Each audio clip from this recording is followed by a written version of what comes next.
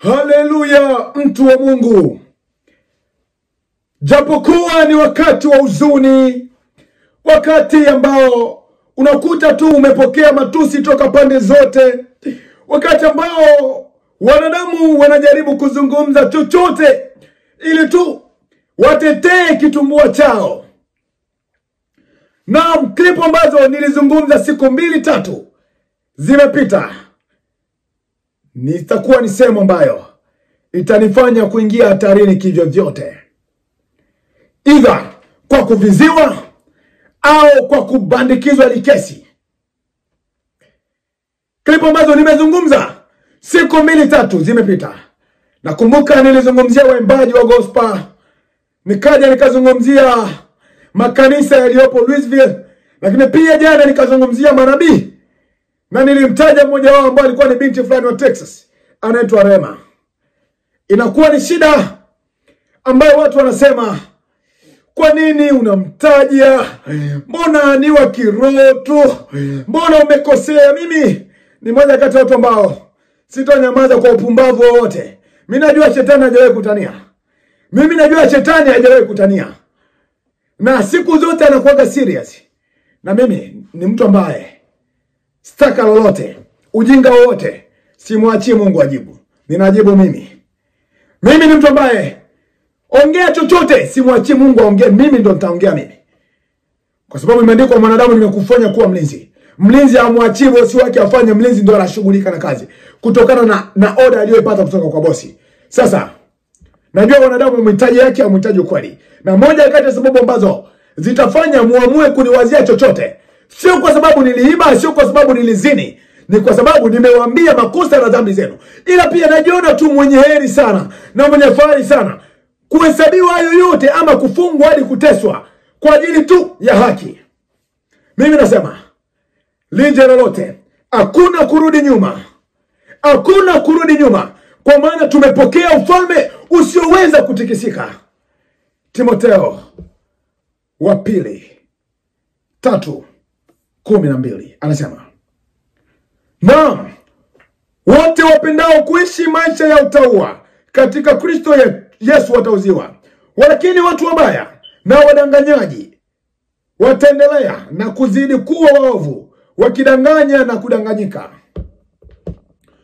Watu wote watakaopenda maisha ya utauwa. Utauwa ni uchaji wa Mungu. Ayubu anatajwa kwenye Ayubu 1 kwamba kulikuwepo na mtu mtauwa katika mji ya Usi. Ayubu alikuwa ni mtauwa, mtu mchaji wa Mungu. Na uchaji wa Mungu, utauwa ni kuepuka maovu. Sasa anasema yeyote atakayependa kuishi maisha ya utauwa atauziwa. Swali ni na kina nani? Yesu atazana, atauziwa na kina nani? Mimi ninachoamini ni kwamba maisha ninayoishi, injili ninayohubiri, itakuwa ni moja kati ya sehemu ambazo zitanifanya niingie hatari. Lakini je, nibadilishe uelekeo kwa kuogopa nyie? Nibadilishe tu uelekeo? Jikusanyeni vyovyote, tumieni simu yoyote, tumieni mbinu yoyote. Nishawaambia mimi, kwa uchawi wazeni vingine, kwa ndoto huko ni vingine. Labda andaeni mbinu, mkaja mkanishike, nikafungwe, kapelekwe mahali popote, labda hivyo. Lakini kwa uchawi hapo bure, vitu vingine bure. Labda muandae marisasi muniue, kwa sababu mmekuwa watu ambao mna sifa za kipumbavu na upagani mwingi. Sasa yeyote atakayetaka kuishi maisha ya utauwa atauziwa. Nishakwambia utauwa ni uchaji wa Mungu, na baada ya uchaji wa Mungu ni kutetea wanaosumbuliwa na shetani.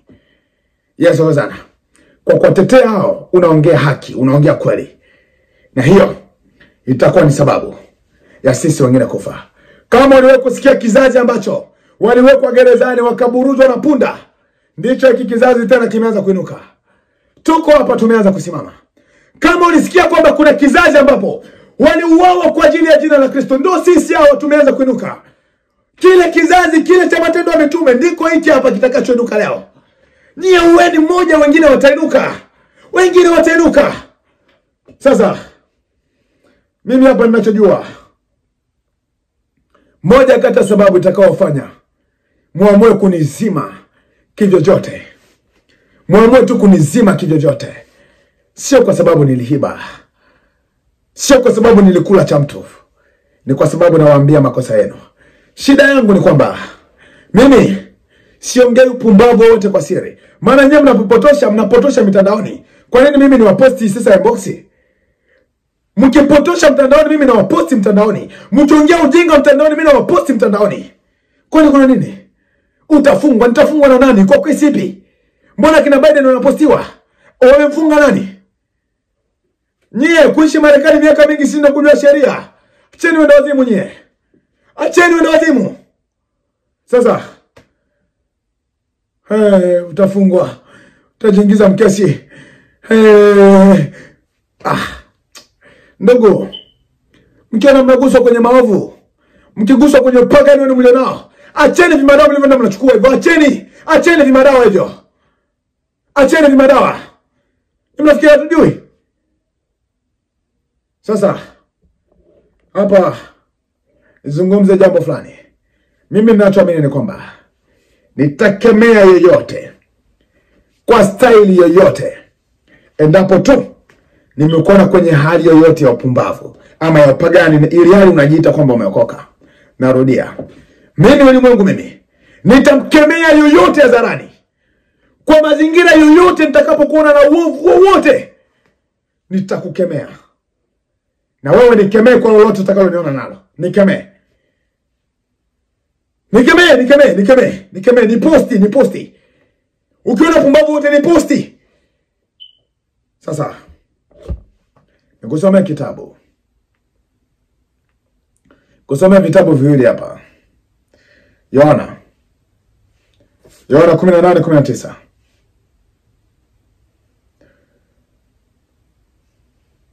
Yohana 18:19 anasema,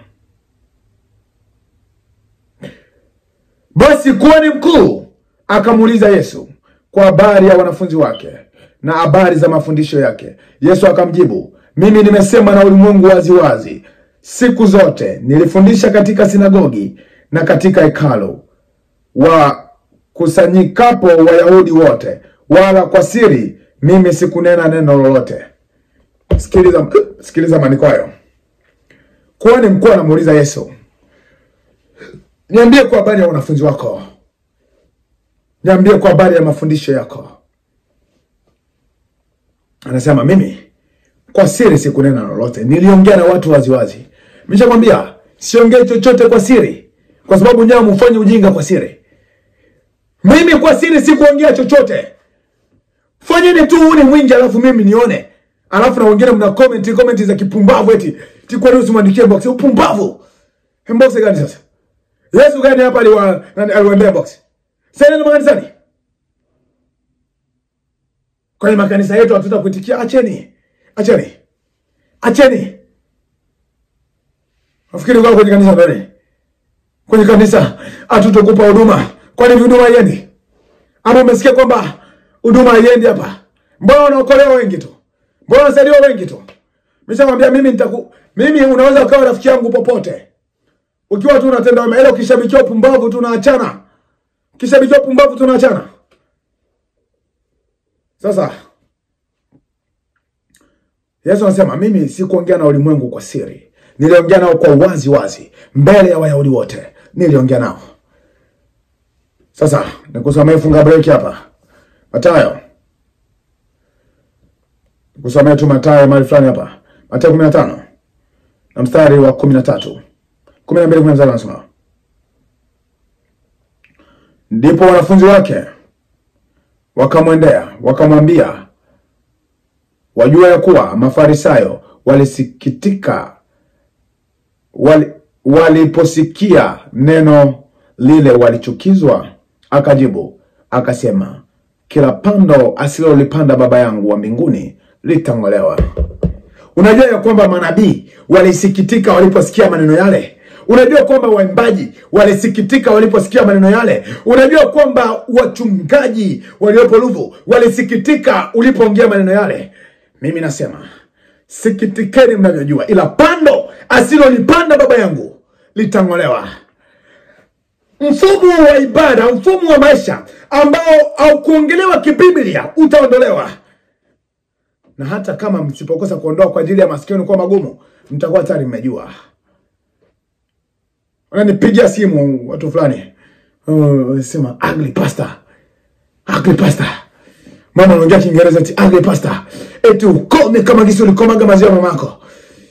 Mama anazungumza yupo kiroho hivyo. Alafu ananiambia eti nahitaji deliverance. Deliverance from who? Kutoka kwa mapepo. Deliverance mimi. Mimi, deliverance kutoka kwa mapepo mimi. Sio mimi. Sio mimi. Pangeni vyovyote. Sio mimi. Nilipoona mengi.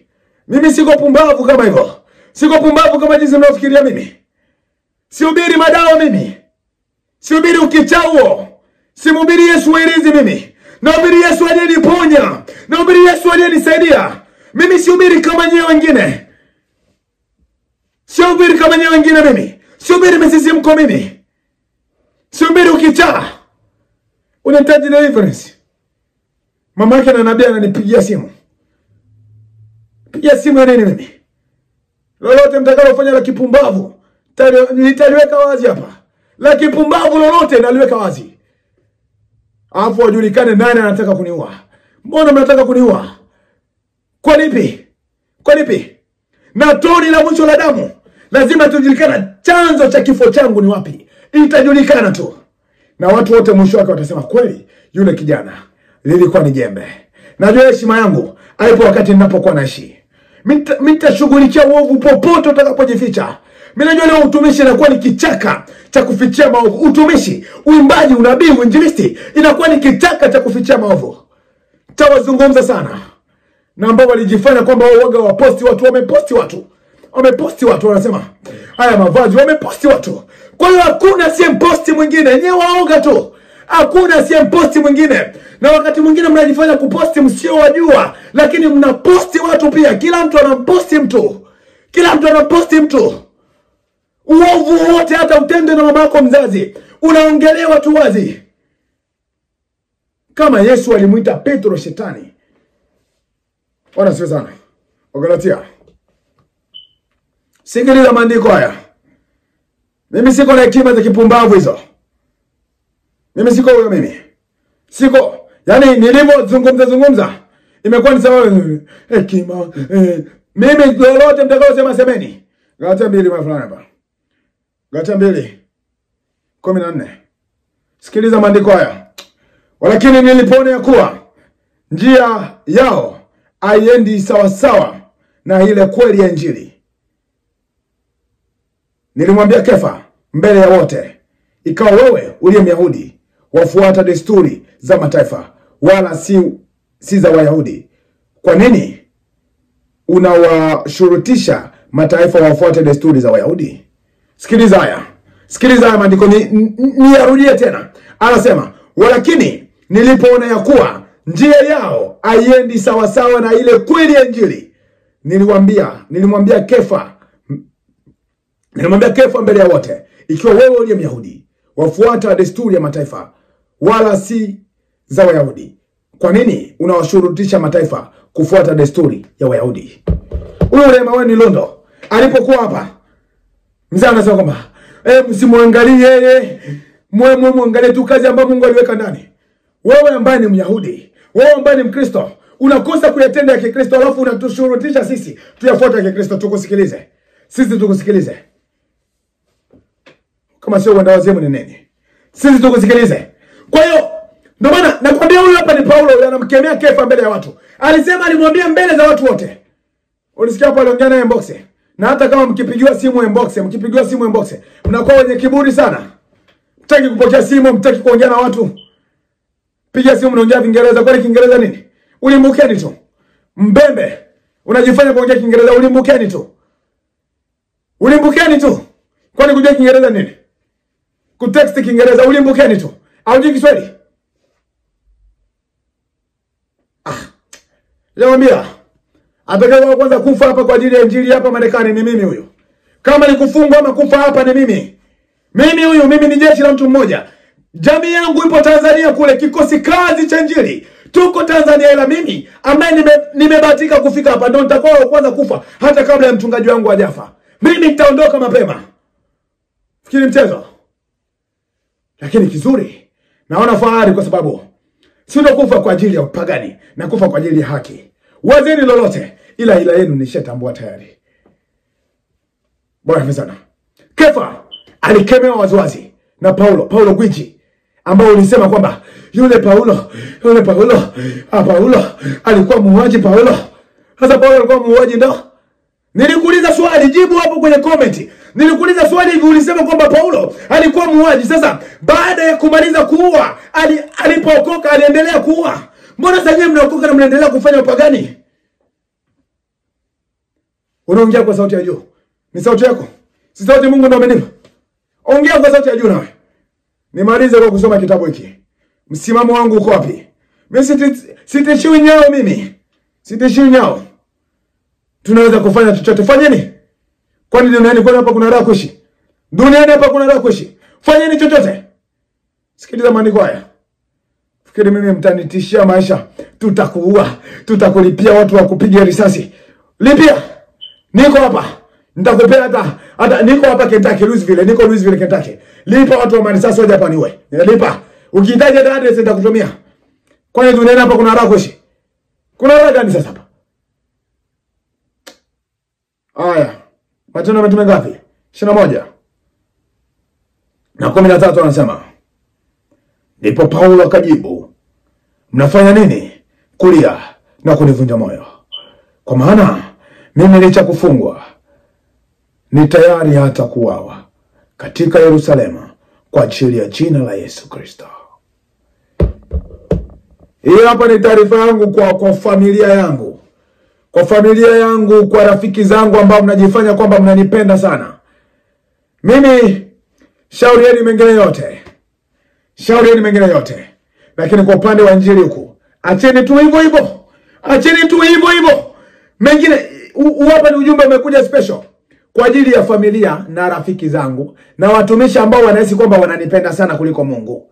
Hata mtu akifa mnasema tulikupenda ila Mungu alikupenda zaidi. Kwa hiyo kwa injili yoyote ninayohubiri, pateni ripoti kutoka kwa yoyote kwamba nimemtendea lolote. Acha shughulikiane na mimi. Acha wapambane na mimi. Tafadhali. Msilie na kusema ya kwamba utakufa. Kufa tutakufa. Tuongee tutakufa. Tusipoongea tutakufa.